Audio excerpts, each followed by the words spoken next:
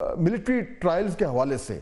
एक तो खैर वो हमारे मिसाइल प्रोग्राम के हवाले से भी आया है, उसको अगर थोड़ा सा साइड पे रखें, मिलिट्री ट्रायल्स के हवाले से जो बरतानिया ने, ईयू ने और अमेरिका ने बयान दिया, और ख़ास तौर पर ईयू ने जो हवाला भी दे दिया जीएसपी प्लस का, इन तीनों बयानों में जो लफ्ज़ मैंने नोट किया वो ये कि दे हैव एक्सप्रेस्ड कंसर्न, उसके आगे अभी उन्होंने कुछ नहीं कहा। आपके ख्याल में हमें परेशान होना चाहिए? जी, अस्सलाम वालेकुम फहद साहब। हमें परेशान तो होना चाहिए इस वजह से कि ईयू सिर्फ एक इदारा नहीं है, बल्कि उसके अंदर 28 ममालिक शामिल हैं, और उनके बिहाफ पे जब भी वो कोई बयान देते हैं तो वो कलेक्टिव कंसर्न का इजहार करते हैं। लेकिन इसमें जो अच्छी बात है कि उन्होंने सिर्फ कंसर्न ही शो किया है, उससे ज़्यादा बढ़ के उन्होंने कोई पाबंदियां वगैरह या जीपीएस की जो मराहत हैं जो हमें हासिल हैं, जिसका हमें फ़ायदा भी होता है, उसके हवाले से उन्होंने कोई बात नहीं की है। तो it's a sort of A warning और पाकिस्तान के अगर ट्रेंड जो मिलिट्री कोर्ट्स के हवाले से सिविलियन का ट्रायल है वो जारी रहता है, उसके हवाले से ईयू को एक काफी इस मामले में उनको तशवीश लागेगा। जौहर सलीम साहब, आप क्योंकि इतना अरसा आपने एज ए डिप्लोमेट पूरा करियर गुजारा है, ये जो वर्डिंग है जहां पे कंसर्न एक्सप्रेस हो रहा है, ये आप भी एग्री करेंगे कि ये एक तरह का वार्निंग शॉट है? यानी अभी ये जो बयान आया है इसमें अभी वो काट नहीं है, लेकिन वार्निंग जरूर है। क्या ये तशरीह ठीक होगी? जी फहद, आपने सही कहा, और डॉक्टर रिफत जो है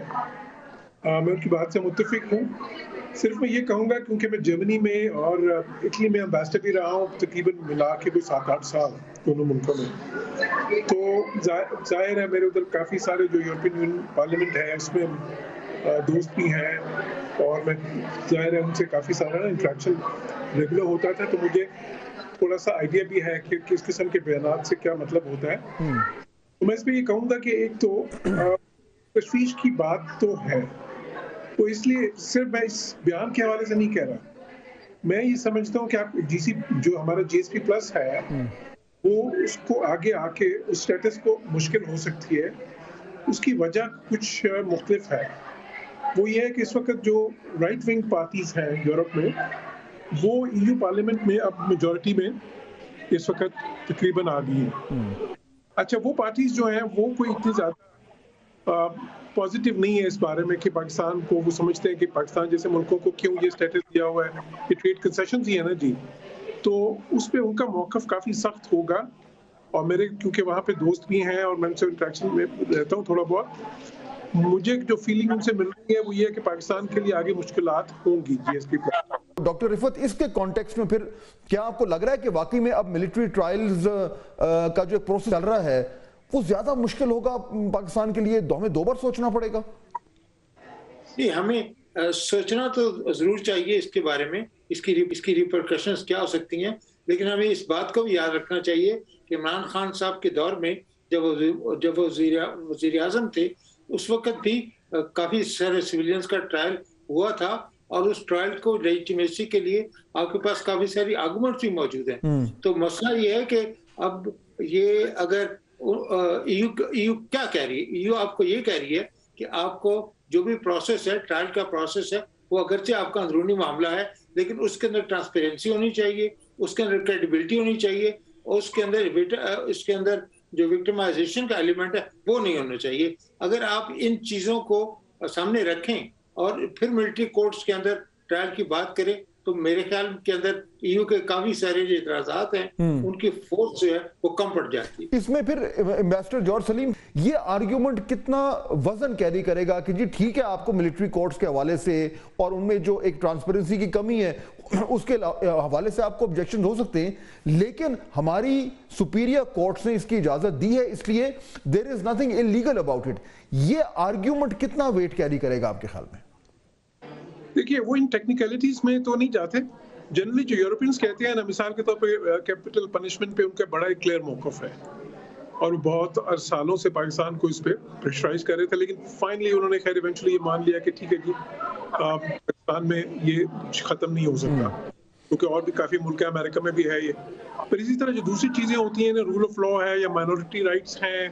या कुछ फंडामेंटल राइट्स हैं या लेबर राइट्स हैं या कंप्लायंस के कुछ इश्यूज हैं, उन पे जो जैसा रूल ऑफ लॉ पे उनके बड़े क्लियर स्टांस हैं, तो उसमें फिर वो बात करते हैं कि जी वो अपनी वैल्यूज को देखते हैं, यूरोपियन यूनियन की वैल्यूज को। वो उनको की वैल्यूज को उस तरह से नहीं देखते, क्योंकि वो कहते हैं कि अगर एक कंसेशन हमने दी है तो हम तो इसलिए दी है कि इन मुल्कों में हमने सर्टेन चीजें जो है वो प्रमोट करनी थी, मतलब रूल ऑफ लॉ, राइट्स या लेबर राइट्स या इसी तरह की और कंप्लायंस के जो इश्यूज जिसको कहते हैं ना इंडस्ट्री, तो वो उसके लिए इनकरेज करने के लिए एक किस्म का उन्होंने वो उनके मौक़िफ़ के मुताबिक उन्होंने, तो अगर वो समझते हैं कि वो चीजों पे अमल नहीं हो रहा तो फिर जाहिर है वो विड्रॉ भी होता है। लेकिन अब क्योंकि ये इस तरह का बयान आ गया है, बल्कि तीनों बयान आ गए, तो डॉक्टर रिफत फिर what more should we be doing? देखिए दफ्तर खारजा ने बयान दे दिया, तर्जुमान ने, और एक ठीक है, वो एक हमारी ऑफिशियल पोजीशन आ गई, बट इज दैट इनफ? या अब इन बयानात के बाद हमें मजीद कुछ करने की जरूरत है जिससे जो भी ये उनके कंसर्न्स हैं उनको इस तरीके से एड्रेस किया जाए कि कल को और इस तरह से, यानी इस बयान से आगे ममालिक ना जाएं? So what else do we need to do? जी, उसमें फात दो तीन चीजें हम कर सकते हैं। पहली बात तो यह है कि फैक्ट्स ऑफ द केस, यानी जो भी हमारे फैक्ट्स हैं उसमें फैक्चुअल पोजीशन की बात है, उसमें मॉरल स्टांस की मैं बात नहीं कर रहा हूँ। मैं ये कह रहा हूँ कि फैक्चुअल पोजीशन जो भी है वो हम उसके फैक्ट शीट बना के वो इन तमाम ममालिक के सामने रखें, पहली बात। और दूसरी बात यह है कि जो सस्पिशन है कि पाकिस्तान के अंदर एक गलत किस्म का खेल खेला जा रहा है, एक पार्टी को कॉर्नर किया जा रहा है, और उसके हवाले से जो भी उनके कंसर्न्स हैं उसको भी हमें एड्रेस करने की जरूरत है। और तीसरी बात, बड़ी इंपॉर्टेंट बात यह है कि हमने इरिड्यूसिबल मिनिमम जो है उसके हवाले से हमें एक लाएअमल लेके आगे जाना चाहिए। उससे मेरी मुराद ये है कि हम कोशिश ये करते हैं कि डिनाइल में चले जाते हैं या हम जो है वो टोटली उसको इग्नोर कर देते हैं। ये हमारे लिए पोजीशन टेनेबल नहीं है। हम ना इसको इग्नोर कर सकते हैं ना हम इसे छोड़ सकते हैं। हम उसको एक रैशनल तरीके से अपना व्यू पॉइंट जो उनके सामने रखें, और इस मामले में हमारे जो EU के जो एम्बेसडर्स हैं उसमें जॉर्ज सलीम साहब से बेहतर कौन जानता होगा, क्योंकि ये मुल्क में सब कर चुके हैं। वो उन लोगों की बड़ी जिम्मेदारी है कि उनको ब्रीफ करें कि इन केस के हवाले से या इन केसेस के हवाले से या PTI के ऊपर जो भी केसेस हैं जिनको उनको इतराजात हैं उसके ऊपर हम क्या कर रहे हैं। और वो मेरे ख्याल में एक बहुत ही क्रेडिबल और एक सस्टेनेबल पोजीशन होगी, जिसको हमें। बहुत शुक्रिया डॉक्टर रिफत हुसैन और एम्बेसडर जॉर्ज सलीम।